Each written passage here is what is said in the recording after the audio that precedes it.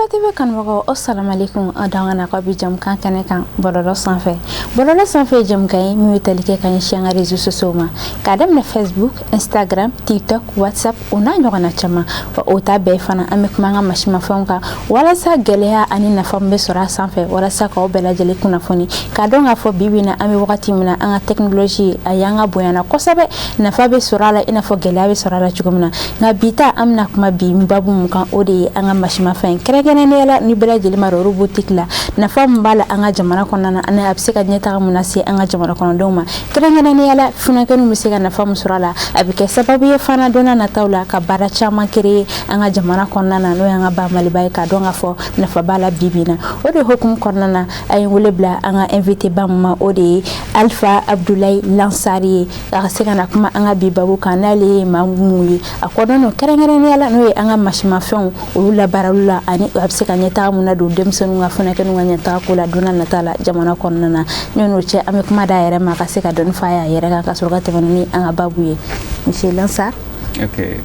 initié une baraji, ne tɔgɔ Lansar Alpha Abdoulaye, ne ye spécialisé en robotique, n'a bɛ fɔ o ma masimafɛnw, donc ne ka baara bɛnnen don masimafɛnw dilanni de ma jamana in kɔnɔna la.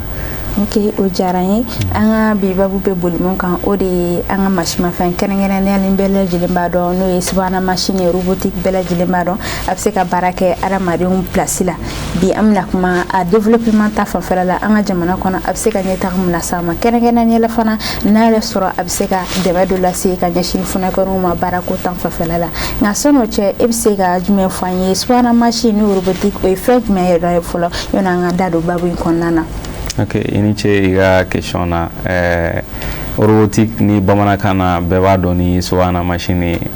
ale ye science ye science min b'a permettre ka se ka masimafɛnw dilan masimafɛn minnu bɛ se ka nafa ɲɛ adamaden ka tagabolo la adamadenw ka quotidien na donc par exemple n'i bɛ baara dɔw kɛ donc a ka se k'i ka baara nɔgɔya i ma donc et dans les jours à venir même diɲɛ taabolo la donc dans les jours à venir a bɛ se ka hali adamadenw remplacer u ka tâche kɔnɔna la u ka baara kɛtaw kɔnɔna la.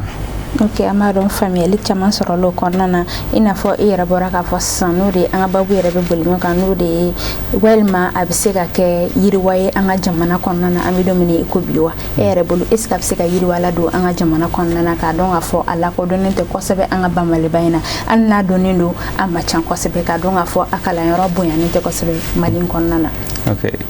certes masimafɛn ninnu a lakodɔnnen ba tɛ jamana in kɔnɔna la mais a ka dɔn k'a fɔ masimafɛn ninnu certes a bɛ jamana wɛrɛw la mais bi na Mali na a sera yan nɔ donc kɛrɛnkɛrɛnnenya la denmisɛnninw ka fanfɛla la parce que fɔlɔ la n'a tun fɔra masimafɛn ninnu an hakili tun bɛ taa pays baw de la i n'a fɔ États-Unis ninnu ou Chine ninnu bon bi na écoloso bɛ Mali la donc minnu bɛ denmisɛnninw kalan masimafɛn ninnu dilancogo la masimafɛn ninnu baaracogo la masimafɛn min yɛrɛ bɛ se ka nafa min lase jamana kɔnɔdenw ma k'a daminɛ Mali na Afrique fo ka taa se diɲɛ fan bɛɛ ma. Ok, o diyara n ye an bɛ tɛmɛ ni an ka ɲininkali dɔ wɛrɛ ye n'o de ye kɛrɛnkɛrɛnnenya la an y'a ye k'a fɔ kɔsannin na aw yɛrɛ ye formation dɔ sigi sen kan n'o ye ka kalandenw mɔgɔdenw dɛmɛ kosɛbɛ baara in kɔnɔna na an y'a ye k'a fɔ u ye baara caman kɛ n'o de ye an ka ɲamanbɔnminɛnw fo ka taa se panneau ani an ka foro kɔnɔnaw la ka taa sigidalaw la fɛn caman bɛ yen nɔ an ka subahana mansinw bɛ se ka baara kɛ cogo min na en place la i bɛ se k'i da don o yɔrɔ la dɔɔni walasa mɔgɔw k'a faamu i n'a fɔ jani bɛ k'a kɔfɔ cogo min na. Ok, comme yɛrɛ y'a fɔ cogo min na formation dɔ lancé la donc o formation ye cycle universitaire de don donc particulièrement écoloso dɔ bɛ yen nɔ sanfɛ kalanso la n'a bɛ f'o ma école universitaire de technologie et de gestion EITG donc u ka cycle kɔnɔna la donc denmisɛnninw bɛ yen nɔ minnu bɛ ka formation suit particulièrement en licence donc filière ka ca électronique bɛ yen mécanique bɛ yen nɔ robotique intelligence artificielle bɛ yen nɔ comme analyse de programmation formation be donc étudiants de jɛra ka fara ɲɔgɔn kan donc ka to ka baara kɛ donc pour que ka se ka ni machine ninnu dilan donc et a kɛra sous forme de formation maintenant u ka cycle kɔnɔna la donc n'a bɛ f'o ma ko licence licence kilalen no en des semestres c'est comme si a kilalen no san kilalen no siɲɛ fila donc chaque semestre donc u bɛ cours suivre donc u bɛ pratique kɛ u bɛ projet kɛ donc u bɛ baara kɛ u bɛ démonstration kɛ k'a yira tiɲɛna u ye nin kalan de kɛ kalan fɛnɛ a nafa de filɛ nin donc o hukumu kɔnɔna de la u y'u da maga problème na problème n'a bɛ maliyɛnw concerné a bɛ africains fɛnɛ concerné fo ka taa se diɲɛ bɛɛ ma n'a bɛ f'o ma les objectifs de développement durable i n'a fɔ laɲini minnu bɛ se ka na ni développement ye jamana kɔnɔna la ani diɲɛ yɛrɛ bɛɛ kɔnɔna la donc n'o tɛ dɔwɛrɛ ye jamana kɔnɔdenw yɛrɛ an tengunen no problème na des problèmes liés problèmes liés no éducation na problème lié no sécurité la problème lié no énergie ko ina bon énergie ko yɛrɛ ale ka dɔn o ma dogo machine la jamana in kɔnɔna la a yɛrɛ y'a ye bon ni tile filani kɔnɔna la coupure cayara kurantigɛ cayara jamana in kɔnɔna la donc même u magara machimafɛnw na minnu bɛ se ka baara kɛ ɲamanko hukumu kɔnɔna la donc n'a ye exemple ta par exemple kuranko kan donc u ye baara kɛ système dɔ kan n'a bɛ f'o ma système solaire intelligent donc o nafa tɛ dɔwɛrɛ ye n'an ye jateminɛw kɛ i bɛ taa sɔrɔ panneau bɛ mɔgɔ caman fɛ yen nɔ donc malgré coupure in na donc mɔgɔ caman ye panneau installé fɛ yen nɔ bon i bɛ taa sɔrɔ panneau installation na le problème yɛrɛ ye jumɛn ye tile mana se hakɛya dɔ ma par exemple 17h wagati a b'a sɔrɔ tile ma bin bon tile ma bin mais panneau tɛ ka tile sɔrɔ bon ni panneau dun ma tile sɔrɔ batterie se ka charger donc ni batterie fɛnɛ ma charger o de b'a ye i b'a ye dɔw ka batterie depuis 22h ou bien 21h comme ça u ka batterie b'a bila parce que u ka batterie ma se ka courant ɲɛnama sɔrɔ donc u y'u sigi ka hakilina bɔ comment est-ce que olu bɛna se ka solution sɔrɔ à travers u ye kalan mun kɛ u ye dɔnniya mun sɔrɔ robotique yɛrɛ la machimafɛn na pour que ka se k'o problème résoudre parce que ko in yɛrɛ o de i bɛ problème de ta donc k'a essayer k'i ka machimafɛn application kɛ o la donc pour que ka se k'o problème résoudre donc u ye jateminɛ kɛ k'a ye k'a fɔ est-ce que fɛn bɛna se ka sɔrɔ mun bɛna se ka tile in capturer même n'a y'a sɔrɔ tile bintɔla don i n'a fɔ 17h 18h wagati a b'a sɔrɔ tile ma bin mais tile dɔɔni bɛ yen nɔ donc o hukumu de kɔnɔna la donc u ye machimafɛn dɔ bila mun bɛ se ka panneau a nɔrɔlen bɛ kɛ panneau la donc a moteur lama de don donc a nɔrɔlen bɛ kɛ panneau la a bɛ tile capturer donc en même temps a bɛ panneau fɛnɛ bila mouvement na donc i b'a ye panneau bɛ munumunu tile nɔfɛ donc o hukumu kɔnɔna la donc i bɛna ye au lieu que depuis 17h panneau ka dɛsɛ ka tile sɔrɔ donc a bɛ tile sɔrɔ fo ka taa fɔ tile binna pewu donc o ye exemple ye énergie ko fanfɛla la donc o dogolen tɛ mɔgɔ la donc o bɛ se ka kɛ sababu ye pour que ka se ka coupure ko in ka se ka solution wɛrɛ ka se ka innovation wɛrɛ fara o kan n'a bɛ f'o ma faralikanfɛn i ma parce que mɔgɔ bɛɛ b'a dɔn k'a fɔ science ye fɛn min ye donc ko wɛrɛw tɛ créer mais i b'a essayer ko minnu créelen don ka se ka i ka farakanfɛn fara a kan n'a bɛ f'o ma ko innovation donc olu y'a essayer ka innovation de don panneau ko énergie ko hukumu kɔnɔna la n'a bɛ f'o ma énergie renouvelable bon n'an ye exemple ta fɛnɛ u ye projet min kɛ parmi les projets la u ka projet la donc u ka poubelle u ye poubelle dɔ dilan en place n'a bɛ f'o ma ko poubelle intelligente bon poubelle intelligente certes maa caman bɛ hali Mali yɛrɛ kɔnɔna la denmisɛnnin caman bɛ yen nɔ minnu y'a dilan donc olu ka innovation kɛra jumɛn o poubelle ko in na u ye caméra dɔ de bila poubelle in na donc mun bɛ se ka a jateminɛ depuis sanni ka ɲaman bila poubelle kɔnɔna la donc i b'a ye caméra bɛ ɲaman jateminɛ donc n'a y'a sɔrɔ ɲaman ye manamafɛn de ye ou bien sachet plastique de ye ou bien bouteillemafɛn de ye c'est-à-dire sachet en bouteille ou bien n'a y'a sɔrɔ nɛgɛmafɛn de don ou bien n'a y'a sɔrɔ mangoro kolo ou bien fɛn déchet organique de don n'a bɛ f'o ma déchet organique bon o fɛn nafa tɛ dɔwɛrɛ ye poubelle nafa tɛ dɔwɛrɛ c'est pour que ka se ka triage de kɛ donc o triage ni tirage sera ka kɛ san donc an b'a dɔn bon ni poubelle in kɔnɔna la uniquement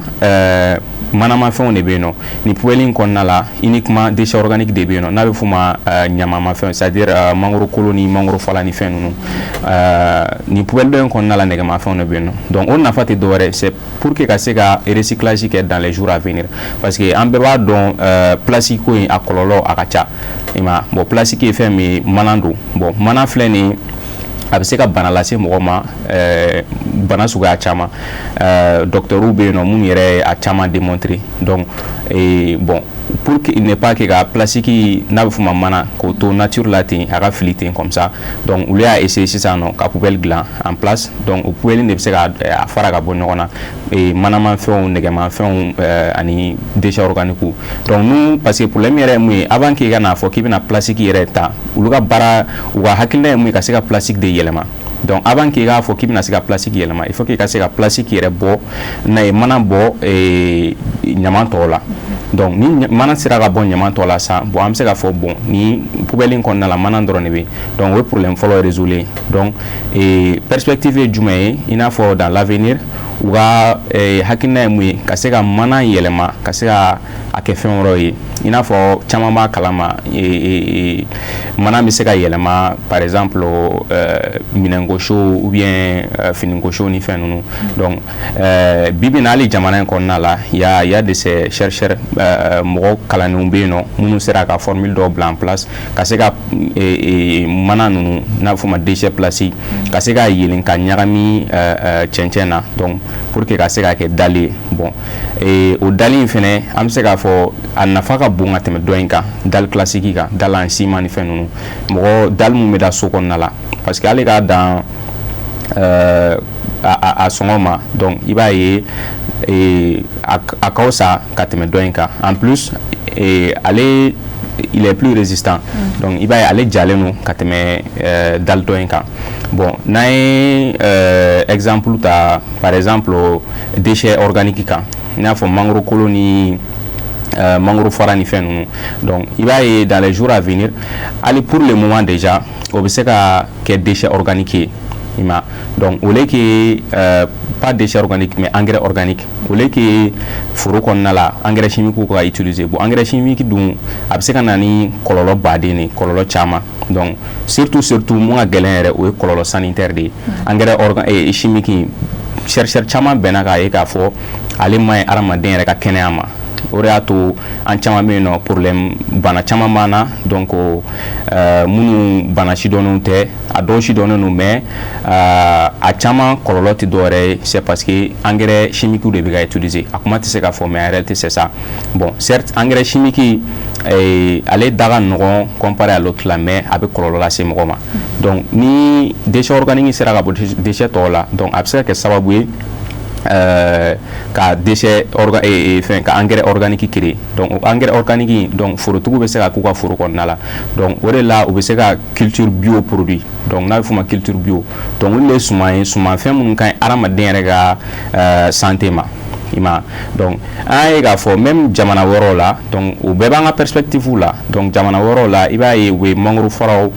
mangoro potopotolo ka essayer ka yelema ka ke samaro donc avec par exemple pays chamala pays américain donc il va y deuxième vie ou vie flanandi mangoro potopotoloma donc na kun fara par exemple ko mangoro potopotoloma se ga yelema ga samara be mo chama da balaba mais ni bebe se ga ke donc ni be c'est-à-dire en résumé robotique sawabi ala avec se ga yelema la c'est vraiment malion aramadunga jenatique tabulu ma quoi. Merci. Ok, un kafo yoro do fana be no et système ni na fo ko ni par exemple ni incendie na sugu kon na sisa un kafo o donc le ko système fana dot la no de ni incendie be no ay rebe ke sabu ka tasma fa wal maka alerte di et pompier mo ko ma nyonu ka se yorayma o yara no ko infle ka fa cité 600 o bebe marché ni télécommande ni wa ani système do fana be fana ni be ali par exemple entreprise un exemple tenefo e ko shiriflat tanton e kana dans le sens mo bi se identifier ci comme nani ñu bela jeli ani sonna sécurité ni fanno abe we marché ni téléphone de wa wal ma télécommande be no en place e bi se ga baranke à distance aniti ka entreprise la niti isigi dan yara la comme nya fait to na robotique e fami c'est-à-dire ibe na ibe problème do jatimne donc a essayer projet ko nous mettre en ibe problème do jatimne ka essayer ga problème résoudre ima donc ore hukum konna la démission oui jatemine ke parce que était se ka gringa fo ibe na ibe projet créé be fait non inventé ibe projet ro créé non ategete faut que iga jatemine ke iga ta terrain sans fait iga don problème mu jamana kono den yere la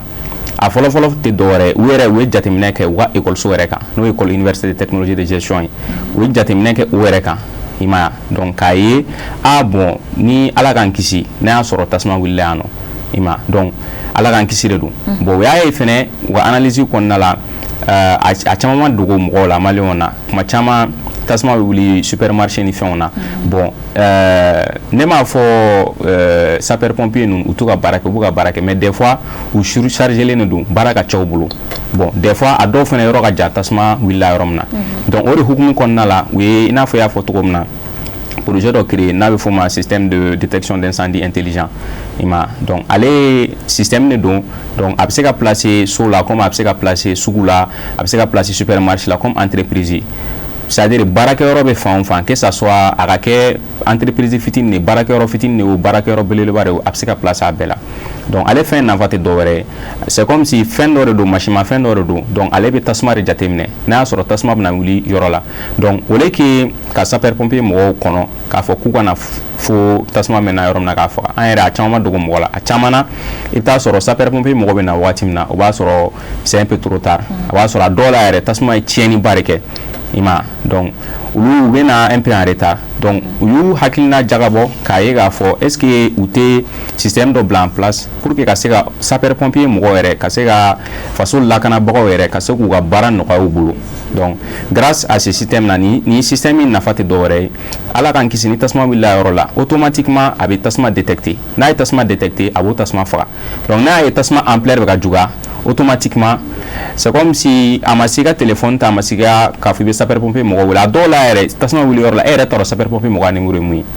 i b'u wele fɛnɛ o tɛ sɔrɔ kuma la crédit tigi kunna k'u wele donc a yɛrɛ bɛ système bɛ nin bɛɛ gérer a bɛ sapeur pompier mɔgɔw wele ah bon tasuma wulila nin yɔrɔ exact de la donc sapeur pompier mɔgɔw b'u ka mobili ta dɔrɔn u bɛ na voilà ne y'a sɔrɔ système ma se ka tasuma faga parce que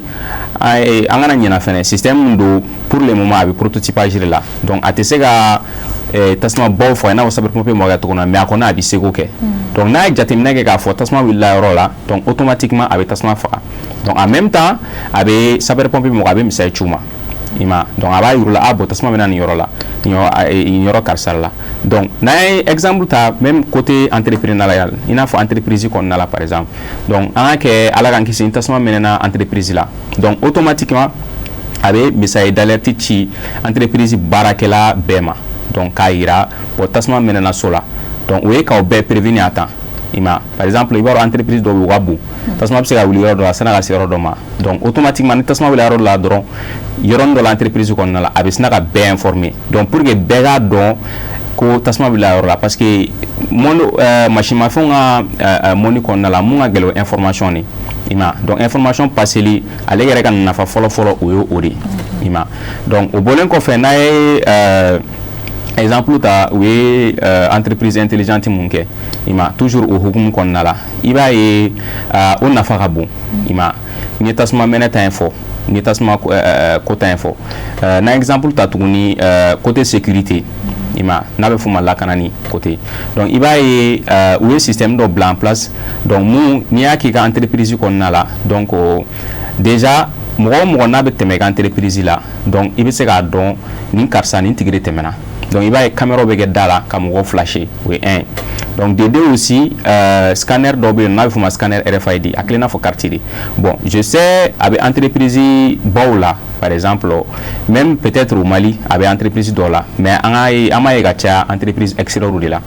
donc olu bɛɛ innovation de i ma donc ni mɔgɔ nana depuis c'est-à-dire depuis da la donc i b'a ye entreprise directeur la mɔgɔ min bɛ entreprise yɛrɛ gérer a b'a dɔn exactement ni mɔgɔ hakɛya de donna an ka entreprise kɔnɔ ni mɔgɔ hakɛya de bɔra o bɛɛ ye pour que ka se ka lakanani ka se ka jateminɛ kɛ parce que entreprise caman kɔnɔna la i b'a ye kuma dɔw la sonyɛni dɔw bɛ kɛ ou bien kojugu dɔw bɛ kɛ mɔgɔ t'a dɔn mɔgɔ min y'a kɛ donc olu ka système in na a b'o bɛɛ lajɛlen de jateminɛ i ma donc en plus de cela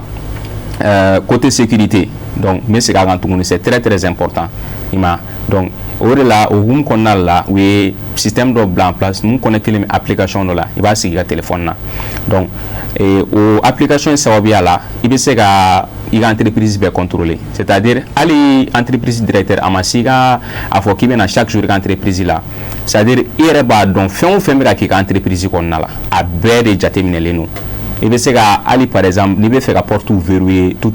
i bɛ se ka bɛɛ kɛ n'i ka téléphone en un clic application min don application compliqué len tɛ hali ni mɔgɔ min c'est à dire entreprise b'i bolo e mɔgɔ min e ma don école la ou bien e ma français kɛ i bɛ se k'a bɛɛ dɔn i bɛ se ka application in tɔgɔ fɔ an ye application a tɔgɔ Smart Enterprise. Bon, application pour le moment avec version web de là, donc on a déployé Play Store ni App Store ni kan fɔlɔ. Donc pour le moment, genre école ko ni fait mes recherches de donc on a essayé ka fɛn dɔ dilan n'a bɛ fɔ ma prototype k'ale n'o marché la. Donc n'o marché la sisan nɔ donc on a essayé ça ka essayer ka cari donc o hukumu de kɔnɔna la donc la ni entreprise mɔgɔ b'a la donc système bɛ sigi application bɛ k'i ka téléphone kɔnɔna la donc n'a ka di yɛrɛ e mɔgɔ min ta i ka entreprise n'a ka di i da so i b'a dɔn mɔgɔ min nana heure la mɔgɔ min nana retard la mɔgɔ min y'a chômer i bɛ nin bɛɛ lajɛlen de dɔn i ka entreprise kɔnɔna la. Ok, ni bɛɛ lajɛlen diyara n ye nin bɛɛ tɛ taa ni musaha tɛ n'o de ye kɛrɛnkɛrɛnnenya k'a dɔn k'a fɔ i ye poubelle yɛrɛ mun ta fanfɛla fɔ a bɛ se ka jamana yɛrɛ a bɛ nafaba las'a ma k'a dɔn k'a fɔ i n'a fɔ mana o bɛ se ka yɛlɛma ka kɛ an ka fɛn so ni fɛnw caman ye ɲaman fana a bɛ se ka kɛ charbon ye a bɛ se ka kɛ fɛn camanba ye i n'a fɔ i ye mun fɔ ko samara ni mangorokolo nin bɛ se ka k'o ye o n'a ɲɔgɔnna caman fo ka taa se nɛgɛ ta fanfɛla nɛgɛ bɛ bila mun kɔnɔ o fana bɛ se ka yɛlɛma ka kɛ barama ye i n'a fɔ o n'a ɲɔgɔnna caman nka nin bɛɛ lajɛlen sisan pour que ka se ka jamana kɔnɔdenw ka faamuyali sɔrɔ e yɛrɛ bolo an bɛ se ka taa sira jumɛn fɛ est ce que école bɛ se ka créer walima a bɛ se ka taa sira jumɛn fɛ walasa bɛɛ lajɛlen bɛ se ka faamuyali sɔrɔ a la cogo min na ou bien bɛɛ lajɛlen bɛ se ka accès sɔrɔ cogo min na nin poubelle na n'a musaha ma caya. Bon, pour le moment, comme il y a fait tout le monde, ni fait nous chama avec phase de prototypage là, parce que école est fait ni toi format laboratoire, c'est-à-dire ou te girin a fɔ u bɛ baara kɛlen ban non u bɛ test de kɛ u bɛ baara dɔ kɛ u bɛ fɛn u bɛ projet kɛ donc k'a lajɛ a nafa ni fɛn ninnu donc après donc n'a y'a sɔrɔ baara ɲɛna u bɛ sɔrɔ ka publication ni fɛnw kɛ donc k'a ye k'a fɔ a bon nin ko in nafa b'a la tiɲɛna donc ni nafa b'a la sisan nɔ donc pour que ka se ka accès di mɔgɔw ma donc a fɔlɔ-fɔlɔ ye i n'a fɔ aw ka nin émission na ɲɔgɔn na donc o bɛ se ka kɛ sababu ye ka se ka a ko la cari jamana kɔnɔna la ka se k'a se mɔgɔw ma donc mɔgɔ min bɛ se ka hali financement lase parce que certes fɛn minnu don pour un prototypage kun ka a fitinin kɛcogo la donc i b'a ye école bɛ se ka a dɔw ta en charge i ma mais pour que a ka se ka bila sugu kɔnɔna la par exemple mɔgɔ ka se ka a ka se ka feere mɔgɔw ma ou bien mɔgɔ ka se ka utiliser malien den bɛɛ ka se ka utiliser par exemple donc là olu tɛ taa financement kɔ i ma donc financement ninnu a bɛ se ka bɔ par exemple jamana yɛrɛ ka financement la comme a bɛ se ka bɔ jamana wɛrɛw fana ka financement na mais déjà pour commencer nin fɛn ninnu dɔnniya de don i ma n'i b'a dɔnniya yɛrɛ dɔn déjà o ye financement ba de ye donc a tɔ bɛ to san peut-être matériel ko ni matériel ko b'i la donc i bɛ se k'a fɔ ah bon n bɛ se k'a cari pour que maliyɛn den bɛɛ k'a sɔrɔ donc financement a bɔyɔrɔ ka ca donc financement bɛ se ka bɔ État ka côté la i ma comme si financement bɛ se ka bɔ jamana wɛrɛw ka côté la bon jamana wɛrɛw ka côté tɛ dɔwɛrɛ ye par exemple a bɛ se ka concours dɔw kɛ donc pour que k'a essayer k'a dɔn k'a fɔ aw ka projet tiɲɛna nafa b'a la donc mɔgɔ dɔw bɛ yen n'a bɛ f'u ma ko bailleur de fonds donc olu bɛ se ka aw ka projet financer i ma donc o ye financement n'a a ɲɔgɔnna caman ye quoi. An y'a ye k'a fɔ fana i n'a fɔ aw ye école in fana université in i bɛ taa sɔrɔ mɔgɔ musaka dɔ de bɛ sara pour que i ka se ka formation in suivre cogo min na i bɛ taa sɔrɔ mɔgɔ caman bɛ yen nɔ nin n'a ɲɔgɔnna caman bɛ kɛ sababu ye ka emploi créer ka baara créer k'a di funankɛninw ma jamana kɔnɔna na i bɛ taa sɔrɔ dɔw bɛ yen nɔ a se t'u ye ka taa kalanbaw kɛ walasa ka u garisɛgɛ ka don nin kalan nin suguya la walima système dɔ wɛrɛ bɛ yen nɔ walasa ninnu mɔgɔw minnu bɛ yen nɔ olu fana ka se ka dɔnniya dɔ sɔrɔ u bɛ se ka baara kɛ cogo min na walima ni sira mun kan ka ta walasa olu fana garisɛgɛ bɛ se ka don a la parce que nin dɔw fana caman tɛ taa ni sɛbɛnni ni fɛnw cɛ dɔw bɛ yen nɔ olu ka dɔnniya yɛrɛ ma se o niveau ma aw yɛrɛ bolo olu fana bɛ se garisɛgɛ bɛ se ka don nin kalanbolo ninnu na cogo jumɛn. Bon i b'a dɔn kalanko in filɛ nin ye ni ne bɛ se ka conseil kelen di o ye courage de i ma parce que kalan ye fɛn min ye dɔnniya ɲini de don bon dɔnniya dan tɛ ekɔliso ye mais ekɔliso a bɛ sira jɛlen de don i kɔrɔ et puis ekɔliso bɛ se ka kɛ sababu ye i bɛ se ka accès sɔrɔ matériel dɔw la contrairement n'a y'a sɔrɔ i kelen ko k'i bɛ wuli i yɛrɛ ma k'a fɔ i bɛ nin fɛn dɔ ɲɛɲini i yɛrɛ ye ou bien k'i bɛ nin fɛn dɔ k'i yɛrɛ ye i ma donc ekɔliso filɛ nin ye ni bɛ yen nɔ i b'a ye programme dɔ de bɛ yen nɔ a bɛ programme suit c'est parce que u ye jateminɛ de kɛ u b'a dɔn k'a fɔ nin ka ɲi aw ma bon n'i yɛrɛ kelen nana fɔ i kelen bɛ se k'a kalan certes i kelen bɛ se k'a kalan i ma par exemple bi bi in na en réalité ni courage b'i la i bɛ se ka fɛn o fɛn ka di ye kalanko hukumu kɔnɔna la je dirais fɛn o fɛn ka di ye voilà même si a terme a ka bon dɔɔni mais je dirais fɛn o fɛn ka di ye kalanko kɔnɔna la i bɛ se ka bɛɛ sɔrɔ en ligne tɛ dɔwɛrɛ ye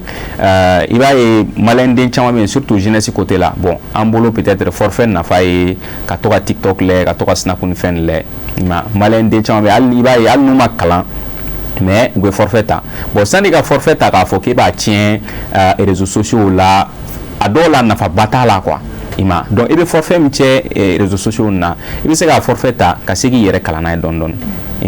donc i b'a ye n'i taara plateforme dɔ sanfɛ i n'a fɔ YouTube i n'a fɔ Udemy i n'a fɔ Coursera ni fɛn ninnu i b'a ye i bɛ caman de faamuya nin ko ninnu na ne yɛrɛ min filɛ nin ne yɛrɛ caman de kalan à travers les cours en ligne wa n bɛn'o de f'i ɲɛna maa o maa i mana ye c'est à dire dɔnniya b'a la nin machine ko nin hukumu kɔnɔna la en réalité a ka dɔnniya dan tɛ